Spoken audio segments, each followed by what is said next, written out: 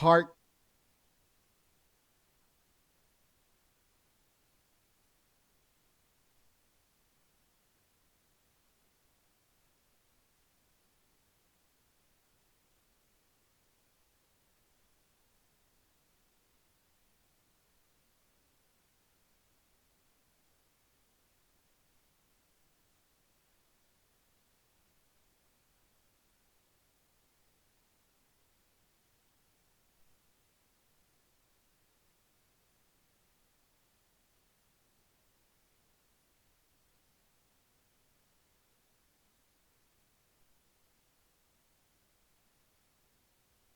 and to be reconciled to God.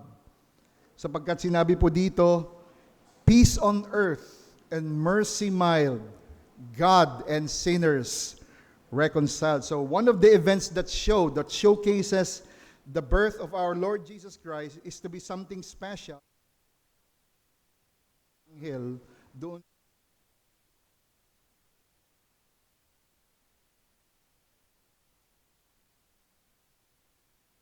mensahe nung ang pakikipagkasundo is the reason that this message of reconciliation is possible because our Lord Jesus Christ ay nanaog dito sa lupa, ipinanganak at nanirahan sa lugar ng Bethlehem as recorded in Matthew chapter 2 verse 1. In stanza number 2, it tells us that to accomplish this aim of reconciliation, yung layunin po ng pagkakasundo, ay iniwan ng ating Panginoong Jesucristo ang langit. Siya po ay nasa langit, nanaog dito sa lupa, at nagkatawang tao. Sinabi po doon that, late in time, behold him come, offspring of the virgin's womb, veiled in flesh, the Godhead see, hail the incarnate deity. So napakalinaw po dun sa hymno na sinasabi na sa kanyang pagpanaog dito sa lupa mula sa langit bilang walang hanggang Diyos ay siya ay nagkatawang tao. So in order to become flesh yet still be the Son of God, Christ was born of a virgin's womb. Very, very amazing yung pong pagkaka-conceive ni Maria na sa kanyang sinapupunan sa kabila ng kanyang kawalan ng ugnayan sa isang lalaki, ay nagkaroon ng bunga ang kanyang sinapupunan. And it was the indwelling power of the Holy Spirit. So as the Son of the Virgin, He became flesh and dwelt among us. Siya po ay naging tao at nakasama ng tao. And yet, as the Son of God, mga kapatid, He is our Emmanuel. At alam naman ng marami sa atin na ang ibig sabihin ng Emmanuel is God with us. Ang Diyos ay sumasa atin. Also in this hymn, it tells us in stanza number 3 that because Christ did this for us, ginawa ng ating Panginoon na siya ay nanaog dito sa lupa, nagkatawan tao at iligtas tayo mula sa ating mga kasalanan, sinasabi that we can have light and life through Him. Sinabi po doon, light and life to all He brings, risen with healing in His wings. Mild He lays His glory by, born that men no more may die. So napakaganda po nung naging objective, yung layunin ng ating Panginoon, na siya ay ipinanganak dito upang ang sangkatauhan o ang tao, lalo pat ang mga hinirang niya tungo sa kaligtasan, ay hindi na kailanman mamamatay. Sinabi, born to raise the son of earth, born to give them second birth. So alam naman nating lahat na yung ibig sabihin ng second birth doon ay walang iba kundi yung regeneration.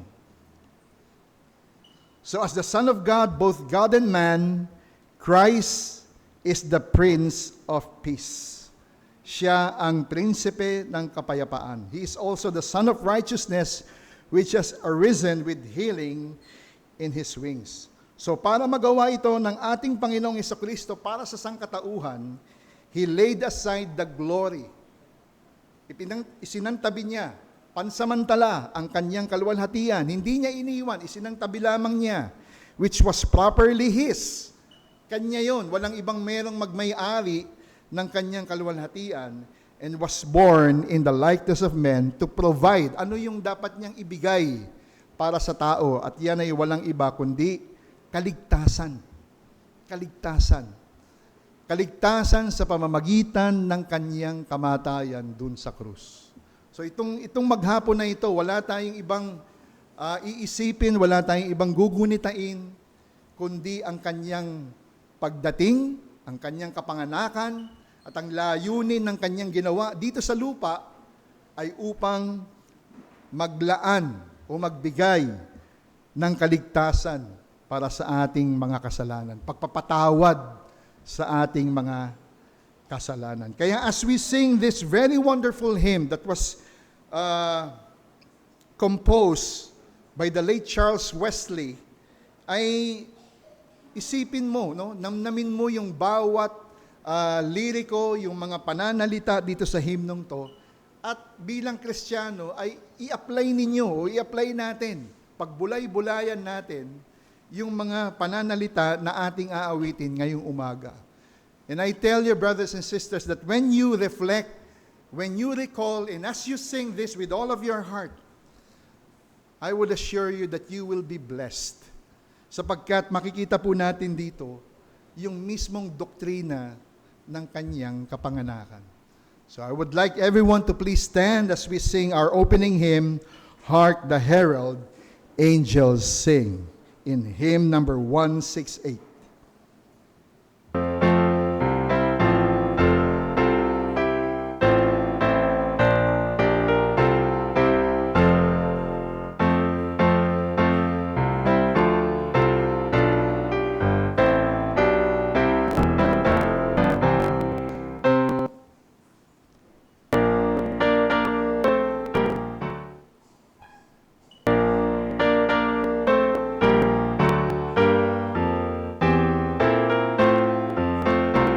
Sing. Hark the herald angels, glory to the newborn King. Peace on earth and mercy, my God, and sinners reconciled. Joyful all ye nations rise, join the triumph of the sky, with angelic hosts proclaim, Christ is born in Bethlehem. Hark the herald angels sing, glory to the newborn King. Christ by highest heaven adored, Christ the everlasting Lord. Late in time behold him come, offspring of the Virgin's womb. Veiled in flesh the Godhead see, head incarnate deity, please us man with man to dwell, Jesus our Emmanuel. Hark the herald angels sing, glory to the newborn King. Hail ye heaven-born Prince of Peace, hail the Son of Righteousness, light and life to all he be, raised new and healing in his feet. Mild delays his glory by, no more may die. Born to raise the sons of earth, born to give him second birth. Hark the herald angels sing, glory to the newborn King. Amen. Let us all be seated, brothers and sisters. Again, a wonderful hymn that speaks of Christ Himself. Napakaganda ng mga panalita na ating inawit. At bilang mananampalataya, bilang isang Kristiyano, hindi ba't ito'y isang awit na patuloy na magbibigay sa iyo ng kalakasan, ng assurance na maging sa buhay na ating tinatahak sa mundong ito, which is full of strife, of suffering?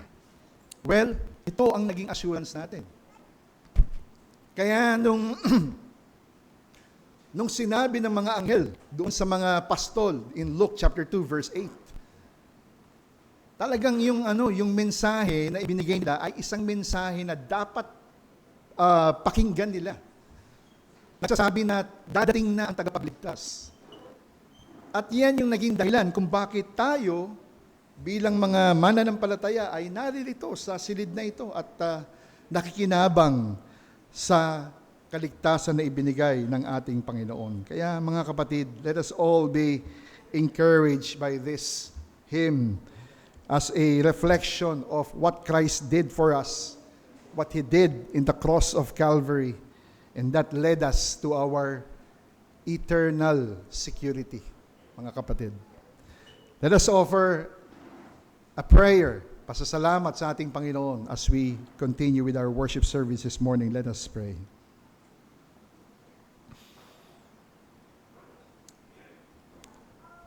Our gracious God and dear Heavenly Father, we thank you so much for the love and the mercy that we have received through our Lord Jesus Christ, that He is the manifestation of you, our Father.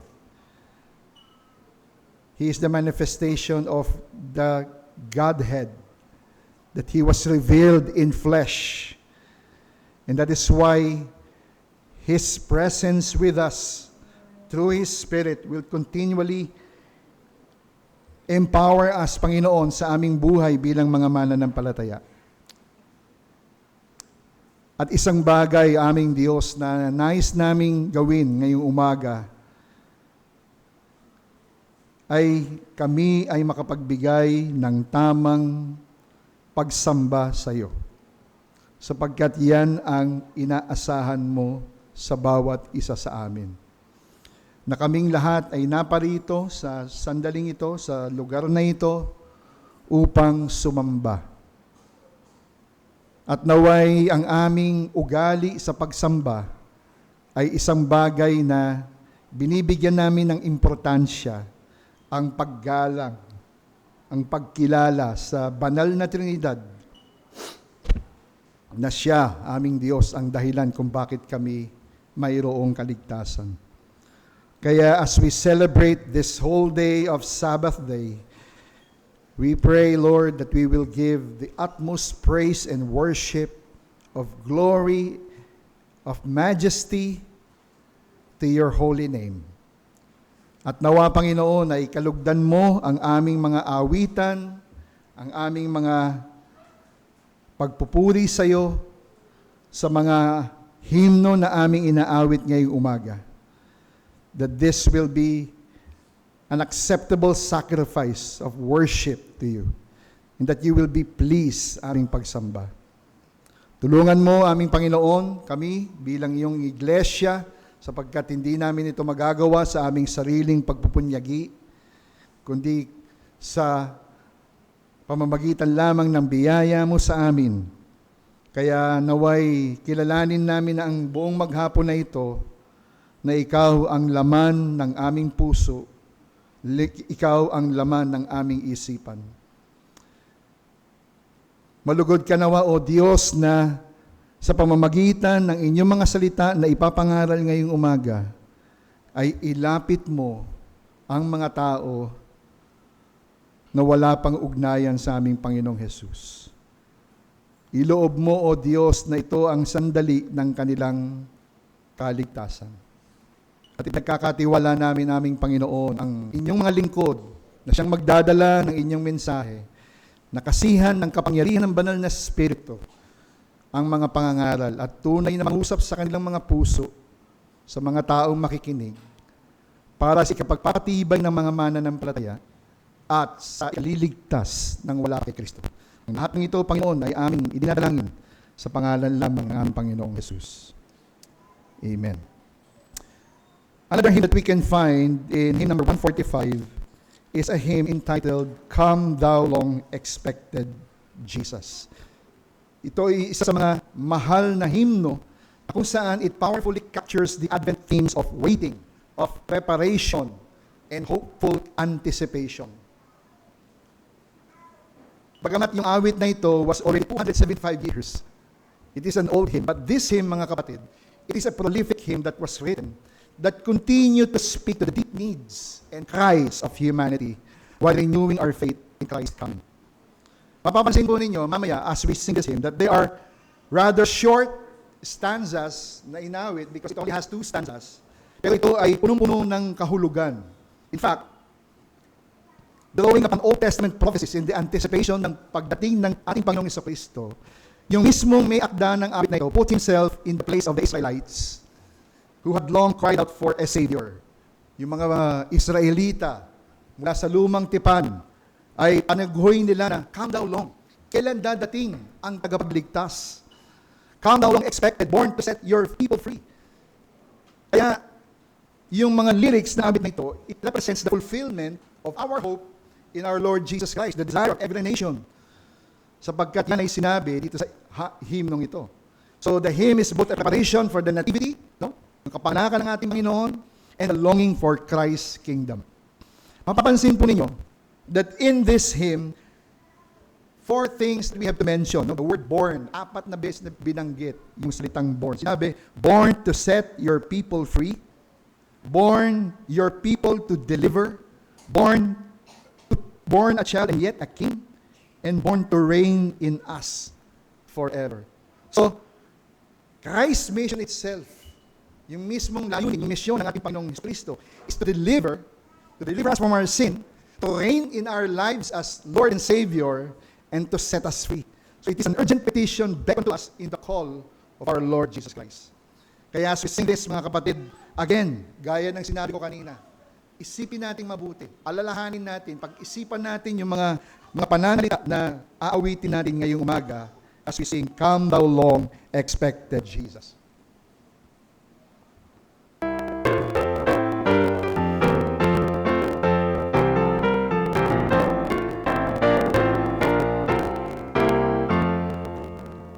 Come thou long expected Jesus, born to set thy people free, from our fears and sins release, let us find our rest in thee. Israel's strength and consolation, hope of all the earth thou art, dear desire of every nation, joy of every longing heart. Born thy people to deliver, born a child and yet a king, born to reign in us forever. Now thy gracious kingdom reign, by thy own eternal Spirit, ruling all our hearts alone, by thine all-sufficient merit, raise us to thy glorious throne. Amen. By thine all-sufficient merit, raise us to thy glorious throne. So again, mga kapatid, salvation is not of works. It is not of works. Maraming tao ang gumagawa ng paraan upang sila ay maligtas as we speak sa kanilang mga kasalanan, but they cannot do it on their own. Ayong lahat, let us remember that the salvation that we are now experiencing and enjoying is all because of the sufficient merit of Jesus. Sufficient. Sapat. Hindi na kailangan ng alin pa. Kaya, panawagan muli sa mga wala pa kay Kristo. Iwan mo ang ibang paraan ng kaligtasan. Yakapin mo yung pananampalataya na mayroon kay Kristo. Yun lang ang dapat mong gawin. At yun ay kung natanggap na. Dahil yung pananampalatayang iyan na hindi rin naman galing sa iyo, galing pa rin kay Kristo sa ating Diyos, ibibigay niya yan sa iyo. At yun ang paraan ng kaligtasan. Wala ka nang kailangang iba pa. It's sufficient. Kaya, purihin ang Diyos sa awit na yan. Tayo po'y dadako sa pagbasa ng salita ng Diyos. And may I call Brother Ian, is he here?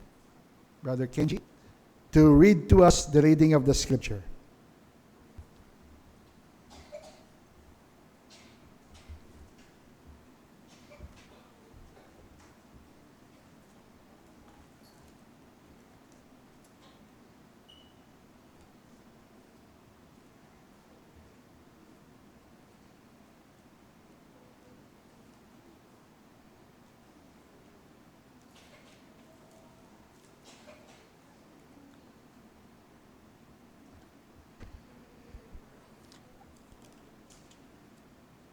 Inanyayahan ko po ang lahat na tumayo para po sa paggalang sa pagbabasa ng salita ng ating Panginoon.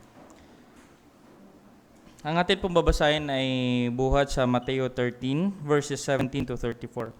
At ang sabi, "Katotohanang sinasabi ko sa inyo, maraming propeta at mga taong matuwid ang naghangad na makita ang inyong nakita, ngunit hindi nila nakita. At marinig ang inyong narinig, ngunit hindi nila ito narinig. Pakinggan ninyo ang talinghaga ng mga maghahasik.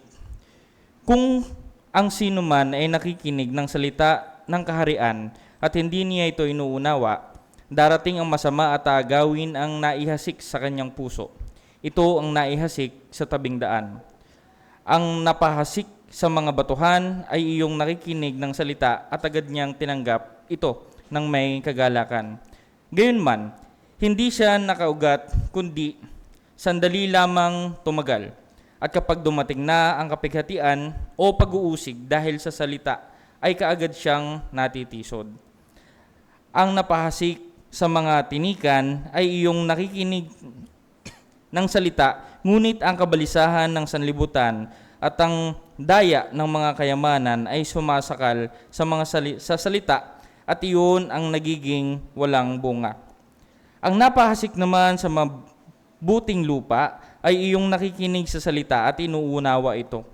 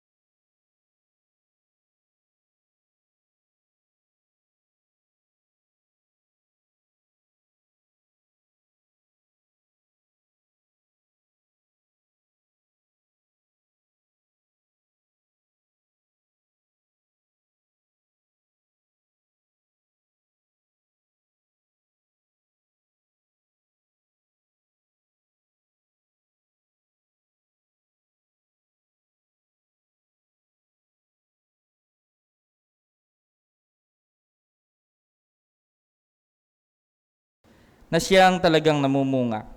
Ang isa sa 100 ang iba ay 60 at ang iba ay 30. Nagbigay siya sa kanila ng isa pang talinghaga na sinasabi, ang kaharian ng langit ay tulad ng isang taong nagasik ng mabuting binhi sa kanyang bukid. Sa panahon ng mga pag-aani at sa panahon ng pag-aani ay sasabihan ko sa mga manggagapas, tipunin muna ninyo ang mga damo at pagbigkisin ninyo upang sunugin, ngunit tipunin ninyo ang trigo sa aking kamalig.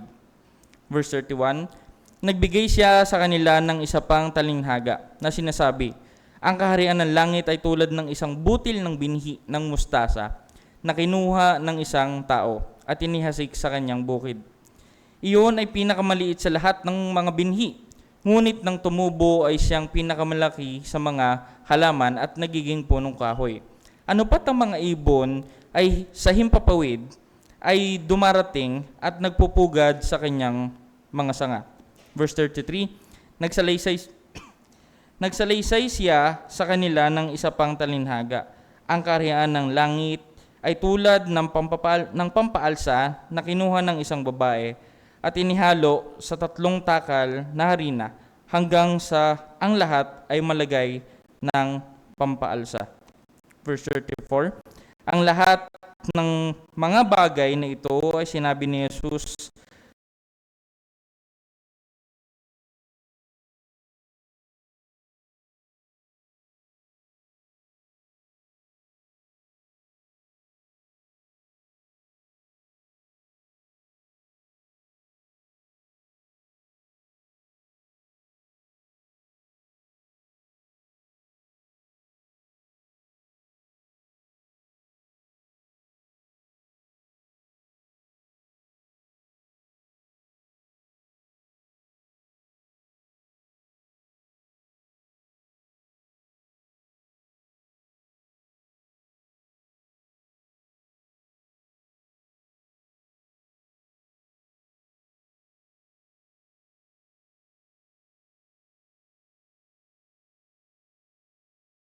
sa maraming tao sa pamamagitan ng mga talinghaga at wala siyang sinabi sa kanila na hindi sa pamamagitan ng talinghaga. Maaari na po tayo magsiupo.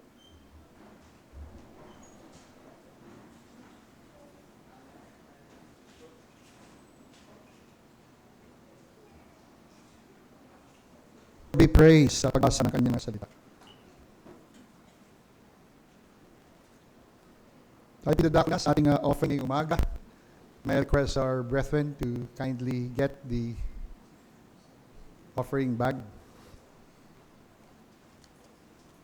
At para naman po sa kapangalan ng aming mga kaibigan na sumusubaybay on screen or live, as you can see the flash in the screen na kung kayo ay, palagay ninyo kayo ay napapagpala sa ministeryo ng iglesyang ito. And if you are touched by the Lord to give, to support the ministry of the Word and the ministry of the kingdom, you can give your love gifts or offerings through the number flashed in the screen.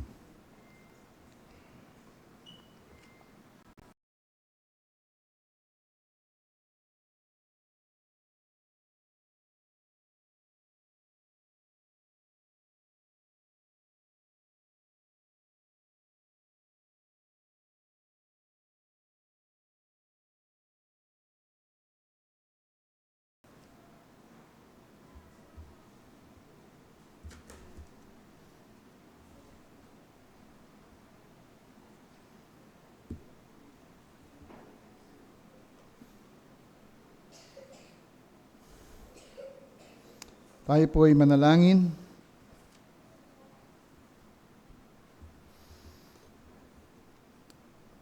Muli aming Panginoon ay nagpapasalamat kami sapagkat ikaw ay tunay na mapagpala at mabuti sa amin na kailanman ang mga mananampalataya, ang inyong mga anak ay hindi nyo iniwan sa kakulangan. Bagkus ay ipinagkakaloob mo ng sapat ang aming mga pangangailangan. And for all of this, we thank you so much. We thank you for the food that it is in our table. We thank you for the resources that we are spending. We even thank you, Lord, for all the material things that we possess. And all of this is because of you. And as a gesture and an act of worship to you, our Heavenly Father, we lovingly give our offerings, our tithes and our offerings, Panginoon, upang tunay na kilalanin na Ikaw ang Diyos na nagpapala. At yan ay isang bahagi ng aming pagsamba sa iyo sa araw na ito. Kaya naway kalugdan mo, tignan mo ng mayroong kaluguran, ng may kasiyahan sa iyong puso ang aming mga pagbibigay. At tunay na ang mga resources na ito would truly be very beneficial for the sustainability of all the ministries being done by this church. We thank you, Father. For all of this we ask in the name of our Lord and Savior, Jesus Christ. Amen. Another hymn that we can find in hymn number 157 is a hymn, again, that speaks of the advent, of the birth of our Lord Jesus Christ. And it is entitled, It Came Upon the Midnight Clear. Let us sing hymn number 157.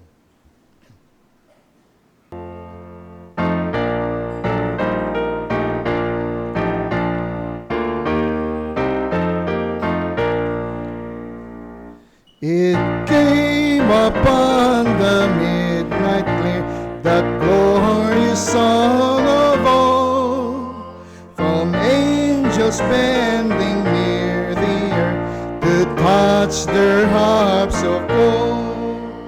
Peace on the earth, goodwill to men, from heaven, O glorious King. The world in solemn stillness lay to hear the angels sing. Still through the cloven skies they come, with peaceful wings unfurled, and still their heavenly music floats o'er all the weary world. Above its sad and lonely plains they bend on hovering wing, and ever o'er its Babel sounds the blessed angels sing.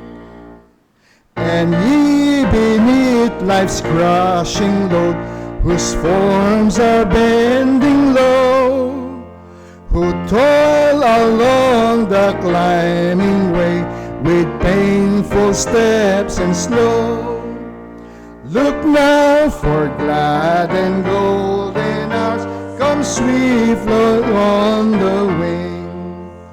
Oh, rest beside the weary road and hear the angels sing. For lo, the days are hastening on, by prophets, bards foretold, when we, the ever-circling years, comes round the age of gold, when peace shall over all the earth its ancient splendors fling, and the whole world give back the song which now the angels sing. Amen. Naalala ko yung sinabi dito sa awit na about the gold, the age of gold. Come round the age of gold. Wala na akong ibang maisip pa about this word in the hymn, the come of the age of gold.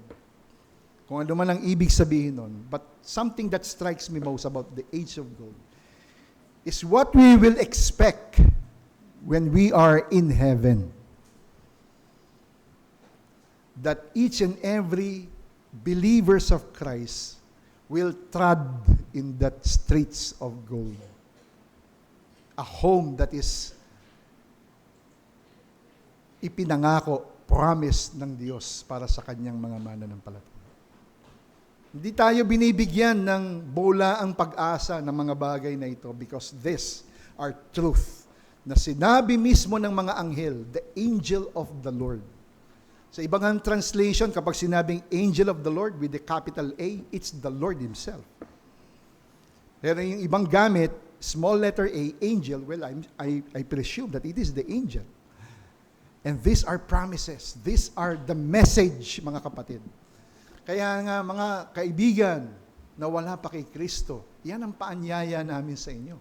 At mamaya, sa pangangaral ng salita ng Diyos, yan ay bibigyan diin ng ating tagapangaral. At para sa mga mananampalataya, mga kapatid, again, brothers and sisters, cheer up. This is a consolation, mga kapatid. Magpatuloy tayo. Huwag tayong titigil. Ito ay isang lugar na pansamantala lang. Hindi ito ang iyong huling tahanan.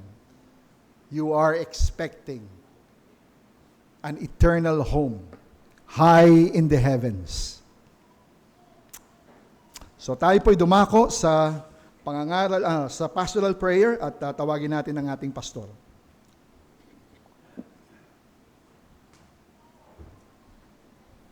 Salamat, Deacon Ray, at tayo ay dumako sa ating pangkalatang panalangin, ating ipasalamat ang mga may kaarawan, no, sa linggong ito at biyaya ng Diyos na naitawid natin yung 11 buwan at tayo ay nasa huling buwan na ng taong 2025.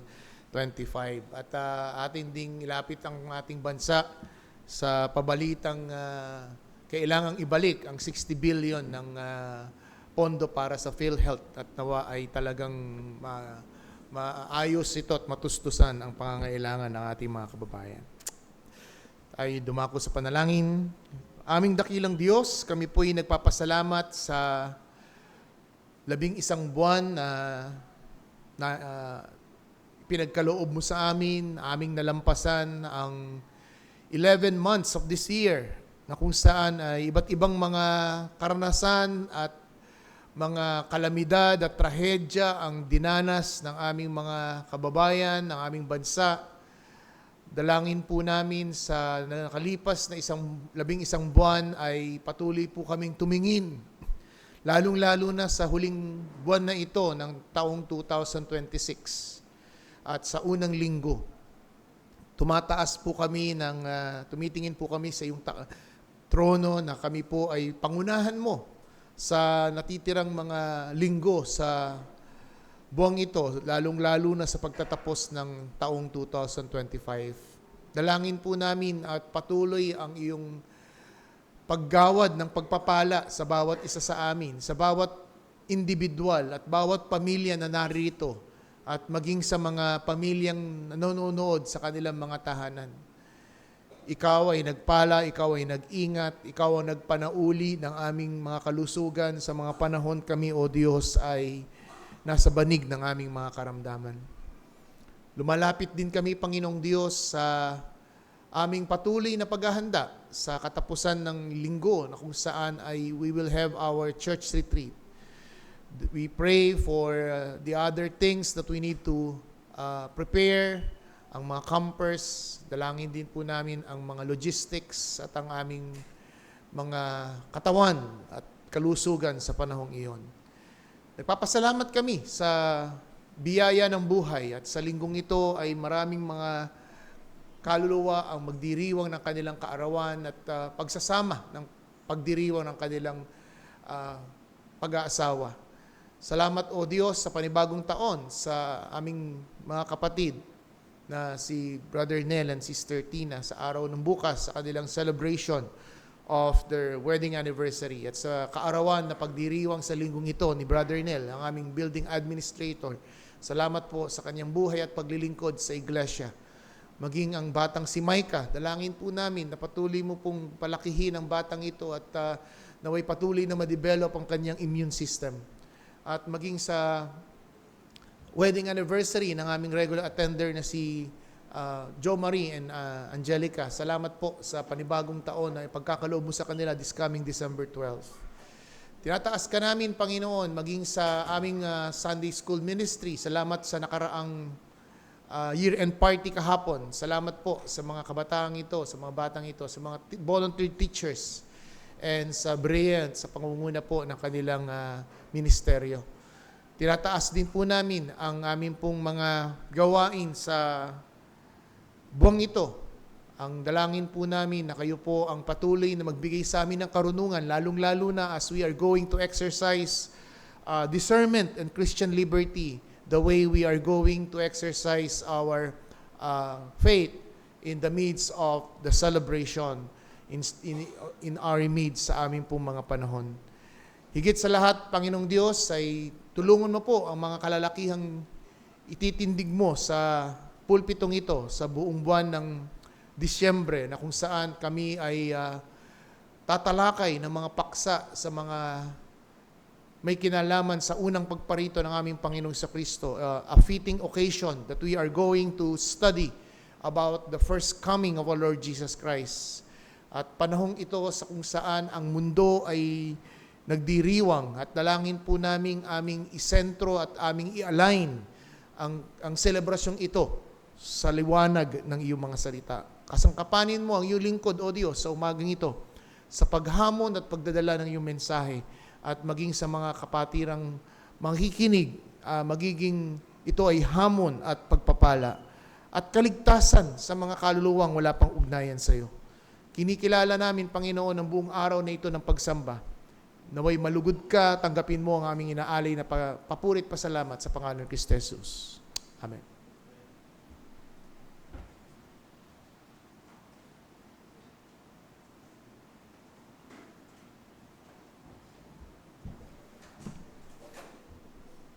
Isang mapagpalang umaga sa lahat. Good morning and happy Lord's Day. Isang malaking pribilehiyo na maihatid sa atin ang salita ng Panginoon sa umagang ito. Ganon din, I would like to take this short opportunity para pasalamatan ang Iglesia sa pananalangin at pagmamahal sa naging kasakitan ng aking asawa na ngayon ay naging maayos na po. Salamat po sa inyo. At nawa ang Panginoon ay patuloy na magbigay ng pagmamahal sa ating lahat sa bawat isa. And with that, I would like to open the message today with the current events na nangyayari sa ating bansa. Malamang hindi naman nabago sa atin ang tuloy na naririnig nating mga balita ng korupsyon. At malamang meron din mga ibang tao sa atin na lagi mo naririnig yon, ay tila para ka nang naririndi, para nang namamanhid ang iyong tenga, na parang ayoko nang makinig ng balita. Tama ba? To the point na nawalan ka na ng gana, nawalan na ng pag-asa, nawalan na ng pakialam. Ngunit, hindi ganoon ang Panginoon. Hindi ganoon ang Panginoon. Hindi niya tayo katulad na meron tayong ganong kahinaan. God is not the same like us. Why? Because He continually reaches to the people of God. Ang Panginoon hindi nagsasawa. Ang Panginoon hindi siya nabibingi sa paulit-ulit na pagkakasala natin, na paghingin natin ng tawad at paggawa natin ng kasalanan. Ang Diyos patuloy ang kanyang awa. Patuloy ang kanyang pag-extend ng kanyang kamay upang magligtas. Ganito rin ang makikita natin sa teksto natin sa umagang ito. Ang teksto sa umaga natin na ito, makikita natin kung saan ang Israel, ang bayan ng Diyos, ang hinirang ng Diyos, ang pinili ng Diyos, ay patuloy na nagkakasala. Yung korupsyon, yung pagkakasala nila against sa Diyos, ay hindi natitigil. And yet, ang Panginoon, in-extend na naman niya yung kanyang kamay. Siya pa rin ay nagbigay ng pangako ng kaligtasan. Kaya aking mamarapati na basahin ang teksto sa atin sa umagang ito at inaanyayaan ko na tayo lahat ay tumayo para pagbigay galang sa banal na salita ng Panginoon. Sabi sa Micah chapter 5, verse 1 to 5, Micah chapter 5 verse 1 to 5. At ito ang salita ng Panginoon. Now, muster your troops, O daughter of troops. Siege is laid up against us. With a rod, they strike the judge of Israel on the cheek. But you, O Bethlehem Ephrathah, who are too little to be among the clans of Judah, from you shall come forth for me one who is to be ruler in Israel, whose coming forth is from old, from ancient days. Therefore, he shall give them up until the time when she who is in labor has given birth. Then the rest of his brothers shall return to the people of Israel, and he shall stand and shepherd his flock in the strength of the Lord, in the majesty of the name of the Lord his God, and they shall dwell secure, for now he shall be great to the ends of the earth, and he shall be their peace. Maaari na po tayong maupo.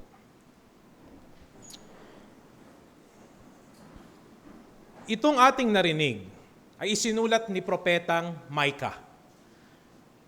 Micah, propeta na ng panahon ng 700 BC, kung saan merong dalawang nais na prophecy na ipahatid ang propetang ito.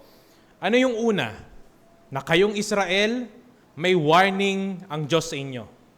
Warning, bakit?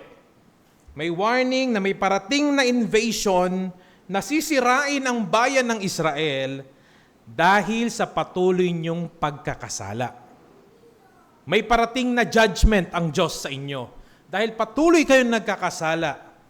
At ang pangalawa naman, ngunit sa kabila nun, meron ding pangalawang pangako.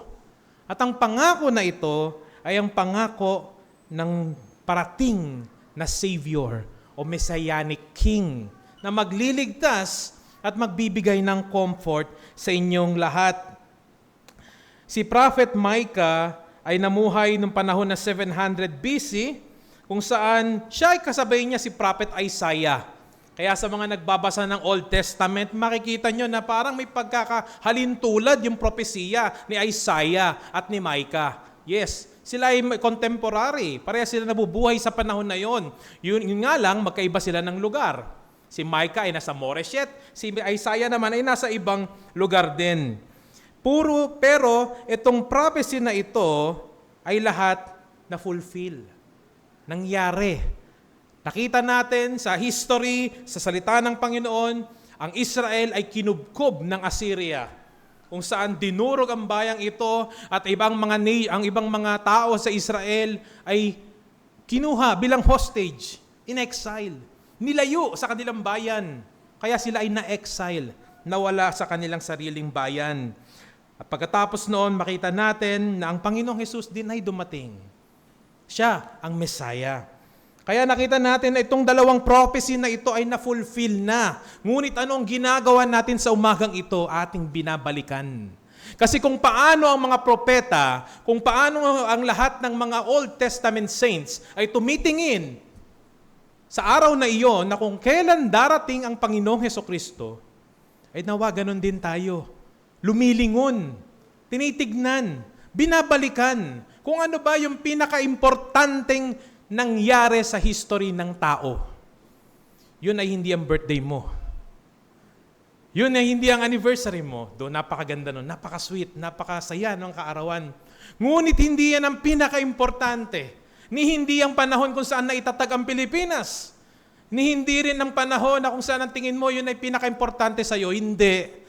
But the point of the history, the greatest time of history, is kung saan ang Messiah ay dumating.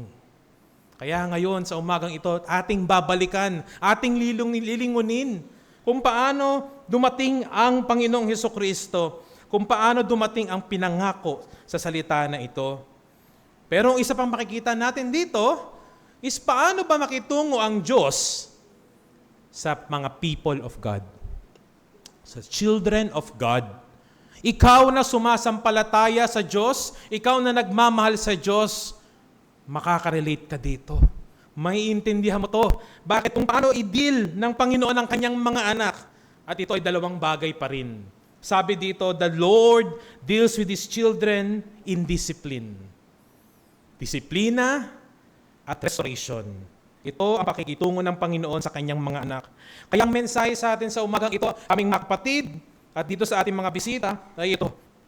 The pain of God's discipline is overshadowed by steadfast love in providing comfort and restoration to His children. Ulitin ko, the pain of God's discipline is overshadowed by steadfast love in providing comfort and restoration to His children. Bago tayo magpatuloy, tayo manalangin.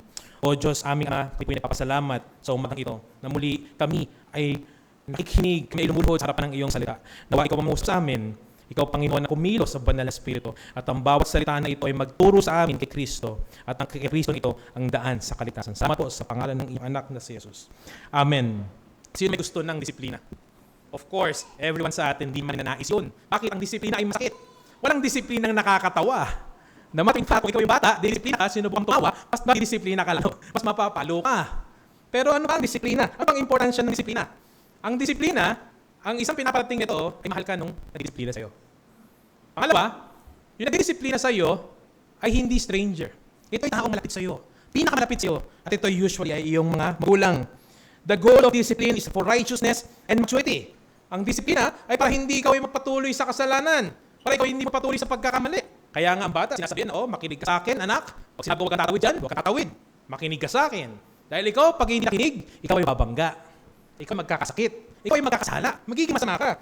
Kaya pala, ang disiplina ay napaka-importante.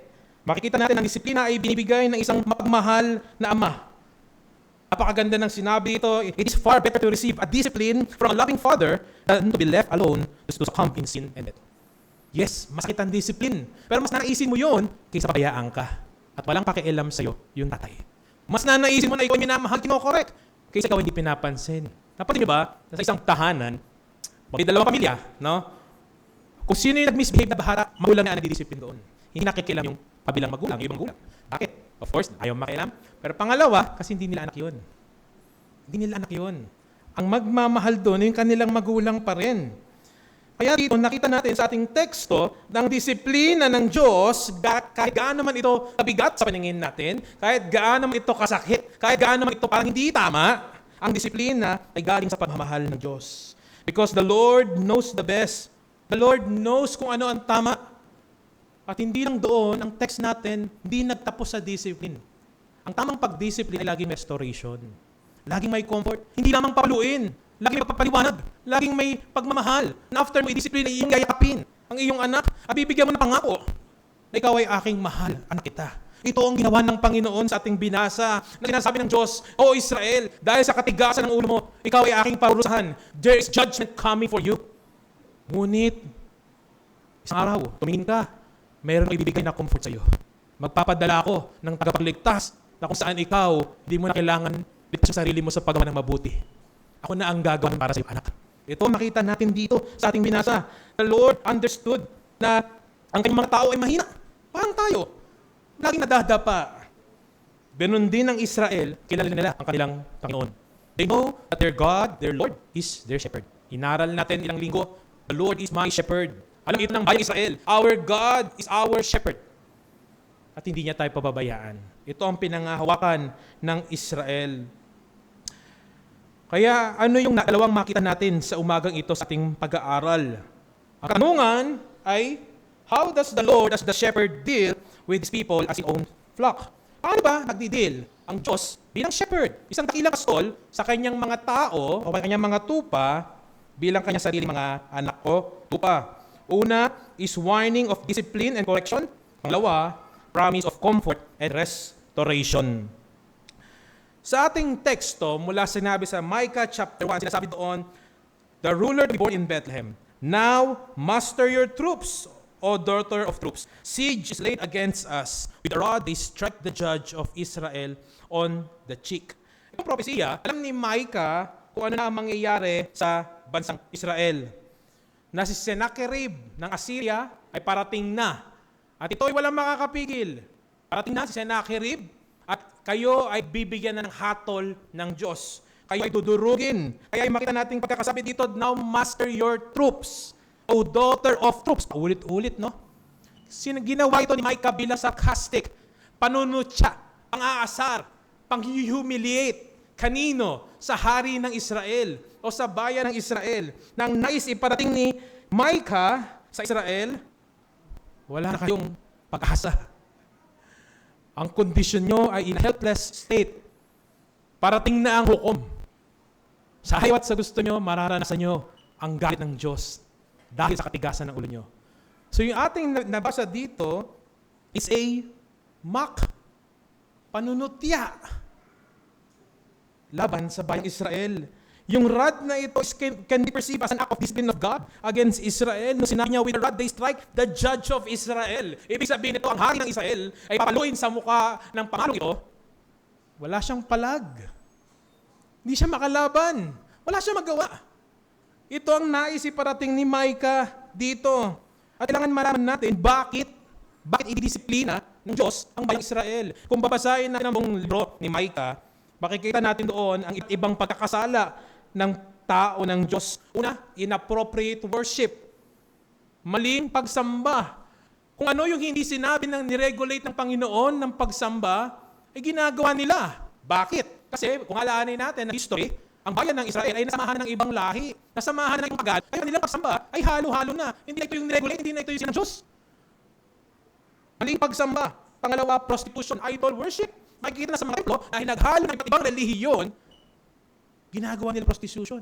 Prostitution as an act of worship. Iruin niyo yun. Sa loob ng isang templo, may gumagawa ng ganong karumal-dumal na kasalanan.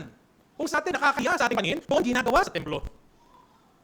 Pangalawa, unjust dealing of the wealthy towards the poor. Yes, sa bayang Israel, hindi man lahat ay mahirap. May mga mayaman. Pero ano nangyari? Ito mga mayaman na ito, sila yung mga pag-aari ng lupa. Sila yung mga pag-aari ng kung ano-anong sangkapan. Anong ginagawa nila? Nilalaman nila yung mga tao na may kahirapan. Sarili nilang kapatid, sarili nilang baka kakasama sa bayan, ay nilang inuupakan. There are false prophets. Mga nagpipreach, mga nagsasabi na kung ano yung gusto nilang marinig. False teachers. Ito yung mga panahon na ito. Meron din pala.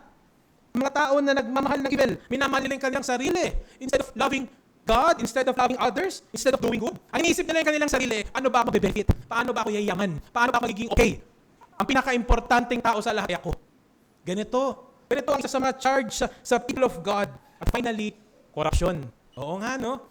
Hindi na pala limited ang corruption sa panahon natin ngayon dito sa Pilipinas. Dati pala, marami na rin corruption. Nagsisimula sa pagtanggap ng soul, special gift, bribe. Ito rin pala ang nangyari sa bayan ng Israel.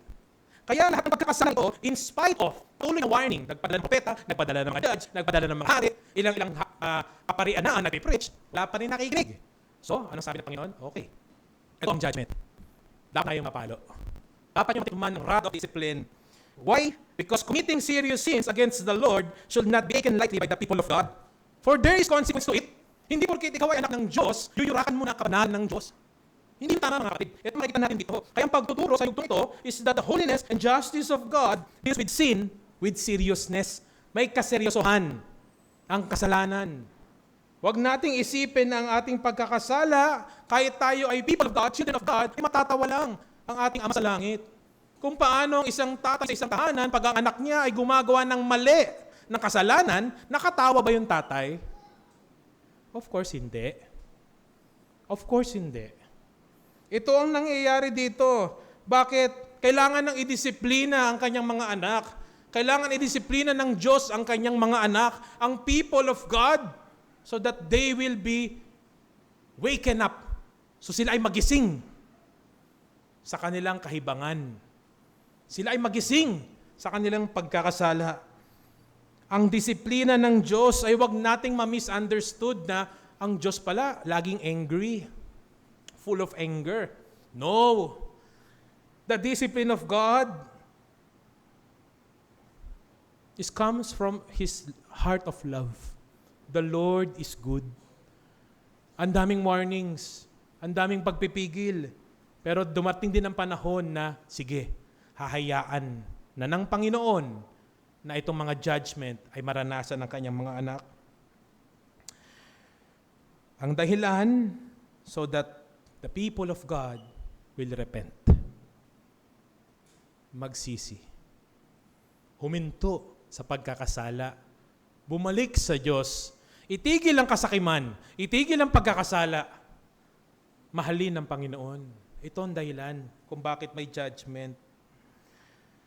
kung i-evaluate natin ang ating sarili, alam nyo, huwag tayo masyado magturo sa mga Israelita.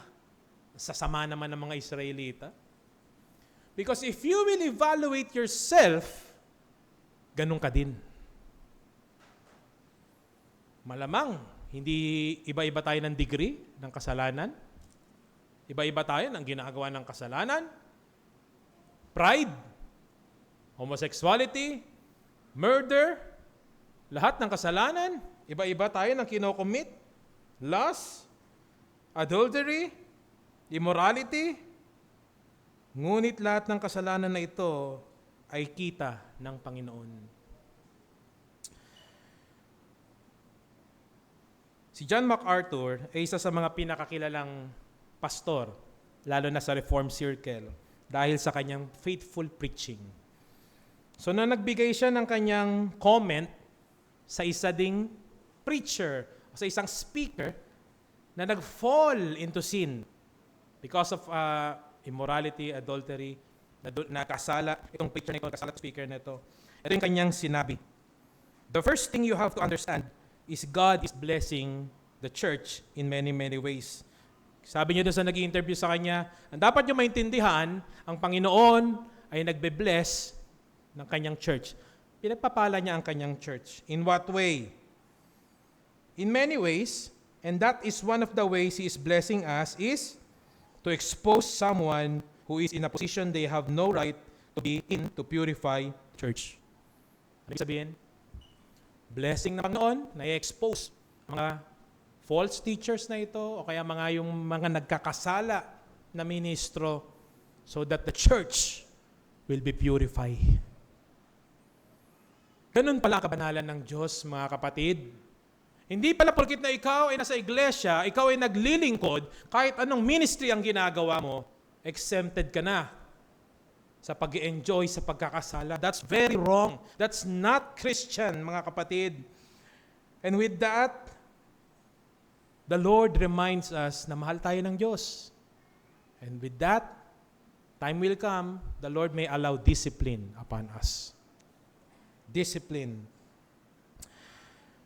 Kung saan makikita natin kung isang bata, sa mga magulang dito, when you have a child, itong bata na ito, very unruly, marami sa atin dito, youth na, no? Pero lahat kayo dumaan sa pagiging bata. Ganon din naman ako. Ganon din naman ang inyong mga magulang. Lahat tayo dito.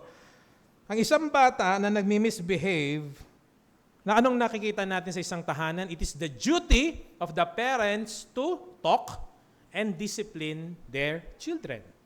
Expected ito sa mga magulang na i-discipline ang iyong mga anak. Dahil mahal mo sila, i-correct mo ang iyong anak. Ang isang stranger, again, hindi niya i-discipline ang anak na ibang tao. Hindi niya yung gagawin.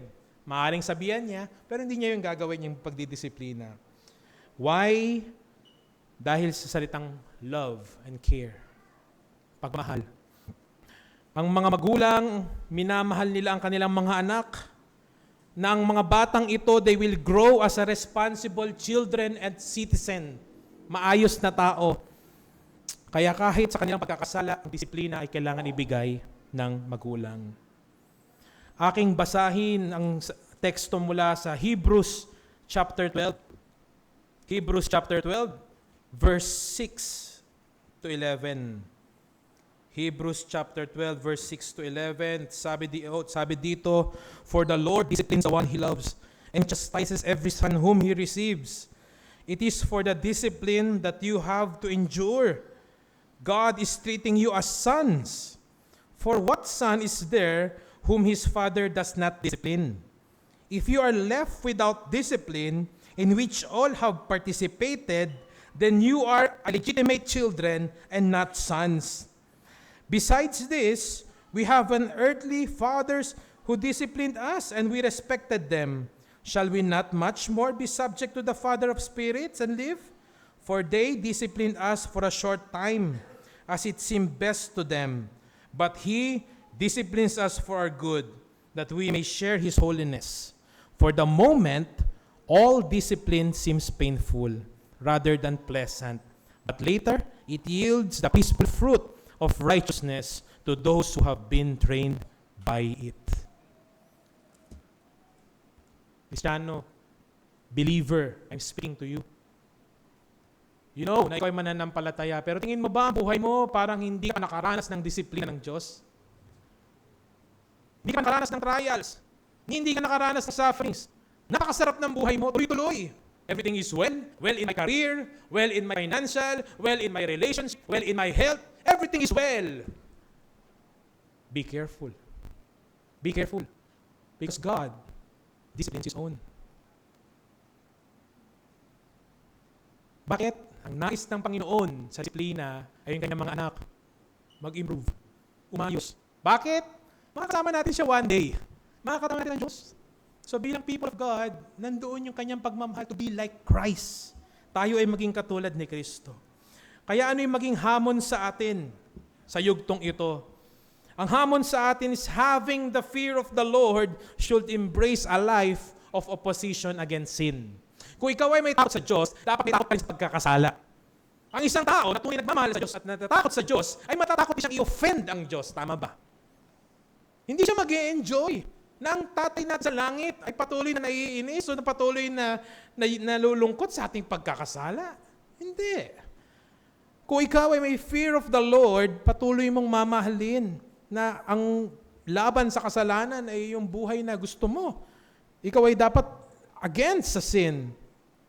Makita natin ng mga Israelita, paulit-ulit yung kanilang katigasan ng ulo, biniligtas ng Diyos mula sa Ehipto, pagkatapos doon, hindi pa tapos yung pagliligtas, nasa biyahe pa lang sa disyerto, nagkasala na.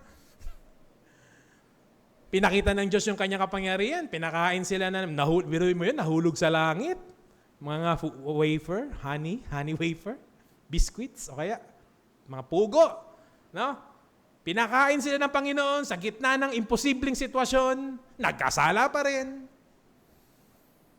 Nagbigay ang Diyos ng mga sagot sa kanilang prayer, nagkasala pa rin. Paulit-ulit-ulit. Hanggang sa ganito, dumating na sa ganitong yugto. Ngunit makikita natin, mga kapatid, we are also like them. We commit sins regularly in our hearts. Pagising mo pa lang, naiinis ka na agad dahil may trabaho kang ganito. Naiisip mo na yung boss mo. O kaya nakita mo na yung asawa mo. Nainis ka na. That's very, very wrong. No? Yung mga children mo, ang kukulit, ang iingay. Pag lumabas ka ng tahanan, nagmotor ka, nagsakyan ka, may nag-cut sa'yo, nagalit ka na agad. Kinurse mo na. Hindi mo man sinuntok, pero nasa isip mo, ano na yung ginawa mo. We are sinning against God daily, regularly. Even tayo, fail tayo sa pag-worship ng tama. Sinasabi natin, gusto kong sambahin ng Diyos kung ano yung gusto ko. Hindi yung kanyang sinabi. We seek to worship our own idols. Masyado tayong napupuno ng ating career. Masyado tayong natutok sa financial natin. Na tila yun yung pinaka-importanteng sitwasyon sa buhay natin. No. Hindi. Sa ating relationship, sa ating material possession, ng ating tahanan, sa ating mga bahay na naipundar ng ating paghihirap. Yes, maganda yun. Magandang magsikap. Sinasabi sa scripture, magsikap. Pero pag ito'y ginawa mong Diyos, ginawa mong importante pa sa Diyos, hindi ko na kailangan mag-church. Bakit? I'm earning well eh. Diba? Hindi ko kailangan ng Diyos. Healthy ako eh. Kung nasa ganun ka, kailangan mo magising. Even in our brethren, malamang we deal unjustly. Tulad ng mga Israelita. Baka hindi natin tinatrato ng maayos yung ating kapatiran o yung ating mga kamag-anak, ating mga kaibigan. See, even in that, we are sinning. Even in the use of our mouth, dealing with others. Sa panahon natin ngayon, hindi mo na kailangan ibukay bibig mo. Kailangan mo lang pumindot o magpindot. Social media. Nailabas mo na agad yung gusto mong sabihin. Regardless kung ma-offend yung mga taong makakabasa nito. Hindi na natin naiisip yun. Even in that, we are sinning.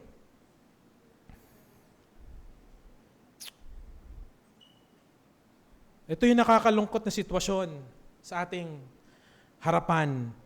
At nawa ang Diyos ay magkaroon ng awa sa atin. May the Lord have mercy with us. Kung hindi lang dahil sa kanyang steadfast love, tayo ay natupok na ng kanyang consuming fire of justice. Tayo ay natupok na. Alam nyo, nung inaaral ko yung Book of Micah, mga kapatid, it reminds me, nung pinangalanan ko yung anak ko, kasi syempre ni-research ko ang ibig sabihin ng Micah, aside from who is like God, galing sa Michael, ang ibig sabihin ng Micah, poor. Poor. Humble. Kaya minsan niloloko namin yung anak namin, poor child. Mahirap si Micah. Ganon. Nakakatawa. Iniisip natin ganon.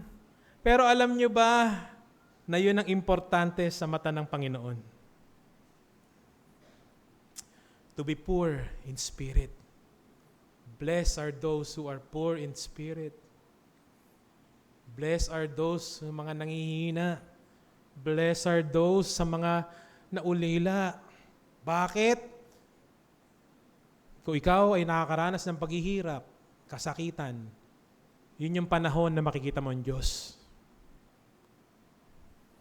Kung ikaw ay nasa panahon na ikaw ay very wealthy, very healthy, everything is okay with you, naisip mo ba ang Diyos?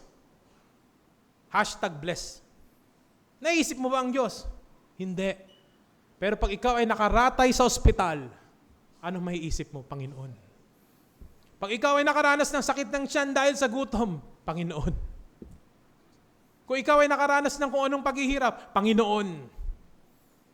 Kaya pala pinagpala ang mga dumaranas ng kahirapan. Malapit ang Panginoon sa kanila. Thanks be to God because of Christ. Hindi niya iniyaan na tayo ay maiwan sa ating kasalanan. Pinadala niya si Kristo. So let us seek to obey and pattern our life in the testimony of Jesus Christ. I-pattern natin yung buhay natin. Lastly, sa pangalawang yugto ng ating pag-aaral, promise of comfort and restoration. Napakaganda. Yes, may sakit, may pain of discipline, pero ito yung mangyayari. Sabi ni Micah, may parating na tagapagligtas. May parating na tagapagligtas. Itong tagapagligtas nito ay magagaling sa Bethlehem Ephrata. Bethlehem Ephrata is a place. Kaya sinabi ni Micah Ephrata para eksaktong lugar. Kunyari, hindi niya sinabing Valenzuela. Kasi may ibang Valenzuela. Sinabi niya Marulas, Valenzuela. Intindihan natin. Bethlehem Ephrata. Itong lugar na ito kung saan mismo darating ang Panginoon. Ang nakakatawa sa lugar na ito is itong lugar na ito ay hindi sikat. Kung sa Metro Manila, merong Makati na mayaman, merong Quezon City na mayaman, isip tayo ng pinakamahirap na city sa Metro Manila. Isa yung Bethlehem Ephrata. Ang mga tao doon ay kilala bilang mga shepherd ng papastol, nag-aalaga ng tupa. Mahirap ang tao na to, very small, very insignificant. Halos wala kang ina-expect na maganda dito. Pero ano sabi? Doon manggagaling. Doon manggagaling ang tagapagligtas. From you shall come forth for one who is to be the ruler of Israel. Ito yung pinakamabigat doon. Whose coming forth is from old, from the ancient of days. Wow. Wow. Napakabigat. Na ang parating pala na ruler ay hindi tao. Na parating na ruler ay hindi lang basta-basta hari. From the ancient of days, from the old, from time before time. Ibig sabihin, wala pang panahon nun, wala pang oras, nandun nun. Ang hari na yun. At siya ay darating. Siya ay darating. Itong Bethlehem na to, nakita natin, very historical ito. Bakit? Dito nilibing ang asawa ni Jacob. Pero pangalawa, alam nyo ba, isa sino sa mga Bible character na nakita natin na very significant ang Bethlehem? Si David. Ito ang bayan ni David. Haring David. Kaya para si David ay shepherd, pastol. Diba? Si David, ito yung kanyang bayan. Sino si David? Siya ba yung pinakamalaki, pinakamalakas, magkakapatid? Hindi. Siya yung grab driver. Siya yung delivery driver ng kanyang mga kapatid. Taga-deliver ng pagkain para ihatid sa kanyang mga kuya. Siya ay taga-pastol.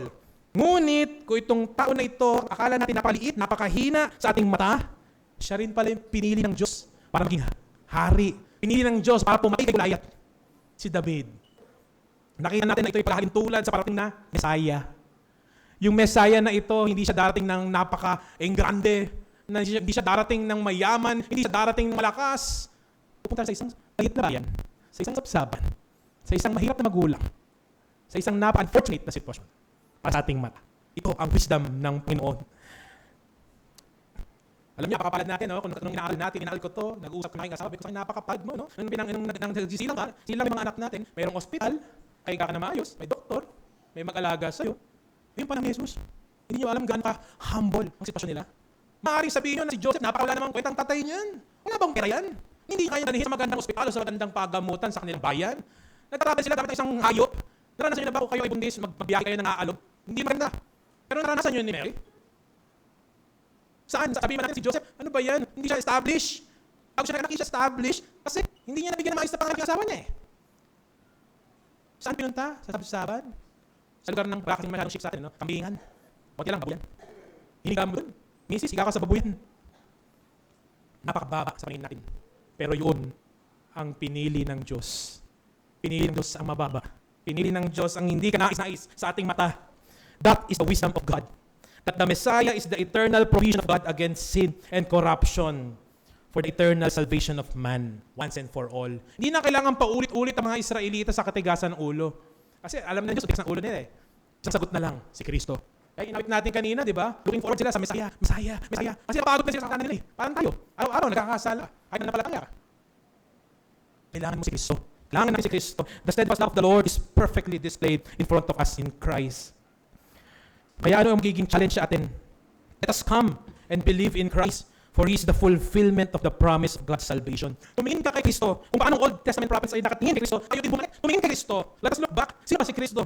He is the way of our salvation. Siya ang pangako ng Diyos sa Israel. Siya ang pangako ng Diyos sa atin. At tayo ay lumapit sa Kanya. Sabi sa Matthew chapter 2 verse 1 to 3.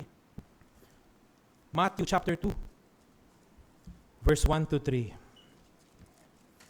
At sabi dito, now after Jesus was born in Bethlehem of Judea in days of Herod the king, behold, wise men from the east came to Jerusalem.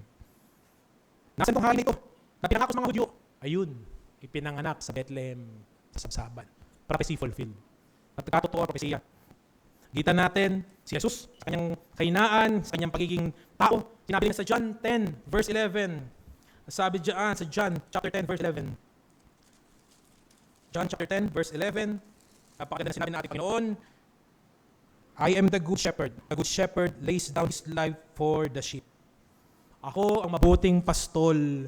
Tinupad din niya ang propesiya ni Micah sa verse 4 na sinasabi, and he shall stand and shepherd his flock in the strength of the Lord, in the majesty of the name of the Lord his God, and they shall dwell secure for now. He shall be great to the ends of the earth. Sabi ni Kristo, ako yun. Ako yung good shepherd. Ako ang pastol. Kaya, aming bisita sa aming mga kapatiran, let us continually seek, let us repent, let us come to Christ. Tayo ay lumapit sa Kanya. Our righteousness is not our own. It's from Christ. Haharap tayo sa Diyos, hindi natin pagmamalaki na tayo mabuti. Ang iharap natin si Kristo. Ang dugo ni Kristo at umubos sa atin. Ganon din, that the judgment of God, yung galit na dapat ay ibubuhos din sa atin, sinalo ni Kristo. Saan sinalo? Sa krus ng Kalbaryo. Lahat ng iyon, ang galit ng Diyos, yung parusa, lahat napunta kay Kristo. Bakit? Kasi mahal niya. Mahal niya tayo. Mahal niya ang Israelita. Mahal niya ang mga tao ng Diyos. Doon kabuti ang Panginoon. Kaya sa ating pagkatapos, huwag nating kalimutan that the Lord, the steadfast love of the Lord never ceases. Ito ay parang tubig na umaagos. Kailanman nga tutuyo. Nag-umapaw. Ibang ating kasalanan ay matabunan. The sins of the many. Kahit ano man katingin mong kasama kasalanan mo, murder, idolater, homosexuality, lahat ng kasalanan ay kayang ipas ng Panginoon Jesus. Kaya tayo ay lumapit sa Kanya, for He is graciously offering Himself to us. Let us pray. Panginoong Diyos, maraming salamat na indeed, Ikaw ang aming dakilang pastol. Ikaw ang good shepherd, na even sa aming pagkakasala, you seek to discipline us. But Lord, more importantly, ay yung pagmamahal mo. Yung pagmamahal mo, ay pinadala mong yung sariling anak para kami ay maligtas. Nawa, O Diyos, Ikaw ang mangusap sa amin sa umagang ito. Kami ay mamuhay, may pagtingin kay Kristo, at ganoon din ko kami, wala kang pananampalataya sa iyo. Ikaw din ang kumilos sa aming puso. At tanggapin si Kristo na tagapagligtas ng aming kaluluwa. Sa pangalan ng inyong anak na si Jesus. Amen.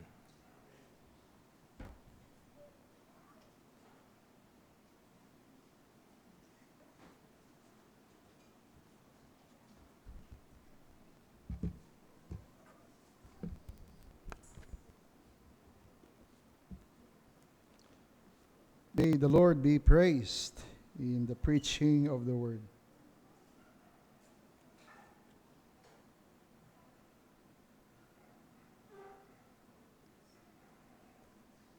Maglaan tayo ng ilang sandali ng pag-reflect doon sa mensahe na ating napakinggan ngayong umaga.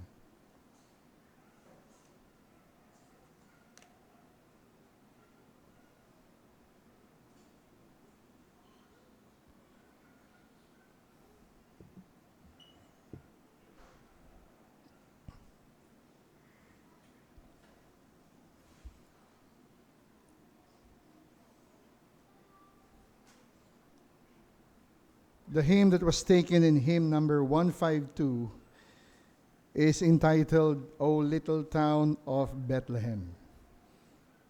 It interprets Jesus' birth as a divine, powerful event occurring in unassuming sleepy town, Bethlehem, contrasting worldly expectations with God's choice to bring salvation through humility and weakness, emphasizing themes of hope, peace, and the coming of the Savior into our midst.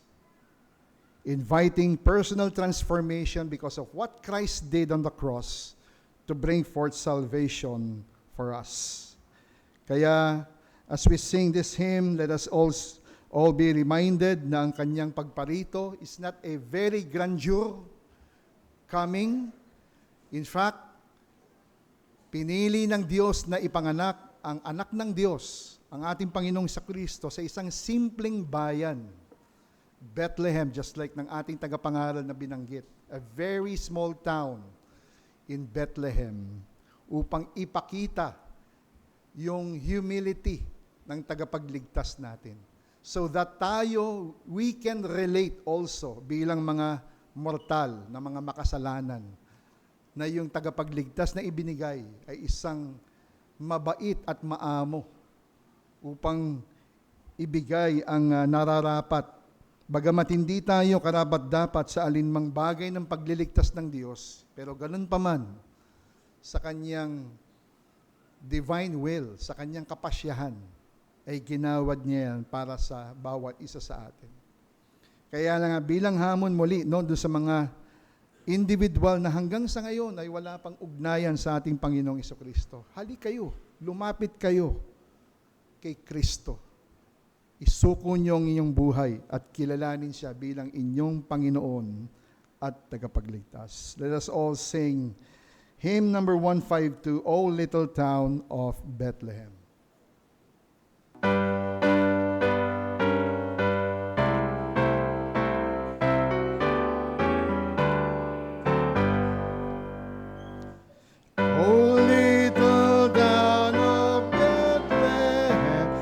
Still we see the light above thy deep and dreamless sleep.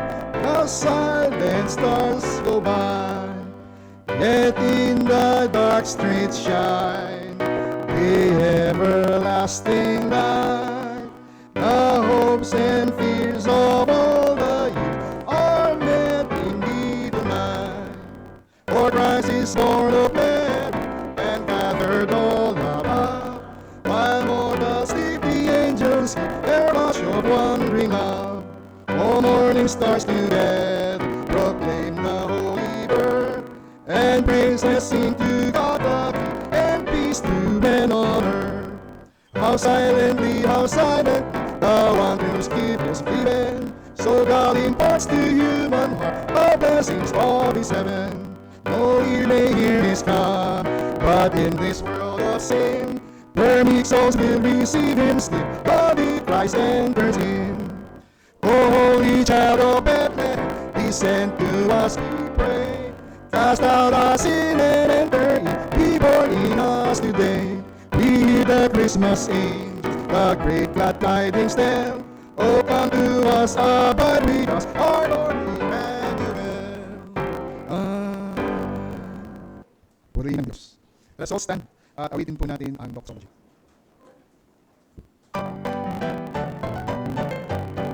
Praise God.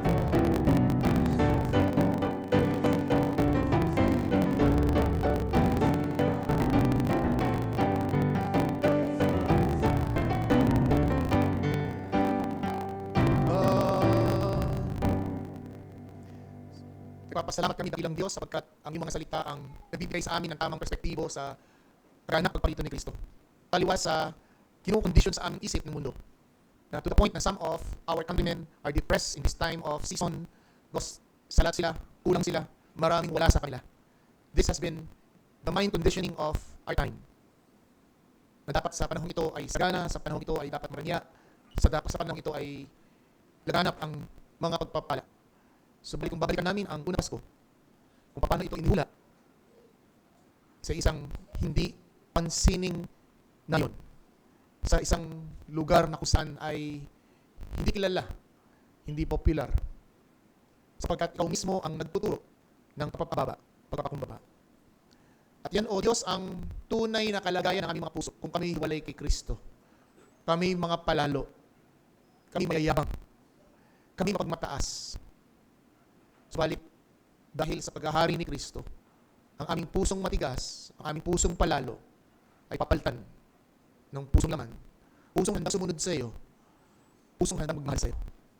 Kaya nawa Panginoon sa aming pagbalik-tanaw ng mga mensahe, aral, sa panahon ito ng pagdiriwang ng Kapaskuhan, naway mabalansin namin ito, O Diyos, ayon sa mga salita. At ngayon, tagapin natin pagpapala ng Diyos, ang pag-ibig na pinatnayan ni Kristo Jesus, ng kanyang iwan, ang kanyang kaluwalhatian sa langit, na naog, namuhay dito sa lupa, bilang isang abang alipin, naging makamasunurin sa kalooban ng kanyang Ama, at doon sa krus ng Kalbaryo, pinatunayan